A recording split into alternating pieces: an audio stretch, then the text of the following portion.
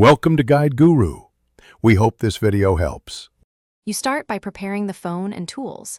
This saves time and prevents data loss. First, ensure battery above 50% and connect to stable Wi-Fi so updates won't interrupt. Enable developer options by tapping build number 7 times in About Phone, then turn on USB debugging and OEM unlocking. This is required for certain bypasses.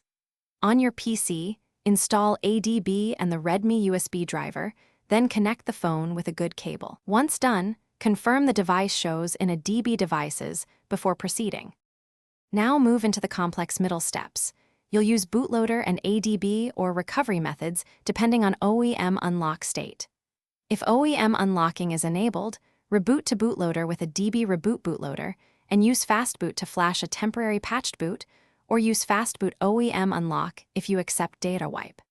If bootloader is locked, boot to recovery and use ADB sideload with a specific FRP bypass package. Follow package prompts precisely. Make sure to monitor device logs and stay patient to avoid bricking. Finish by rebooting and completing the setup flow. You should be able to skip adding a Google account now or sign in with a different account. Once the phone boots, verify settings accounts shows no unwanted accounts and confirm access to all apps. If the phone still prompts for previous account, perform a factory reset from recovery, then set up as new and check again. If problems persist, reflash the stock ROM using official MyFlash or seek authorized service. That resolves persistent FRP locks most reliably.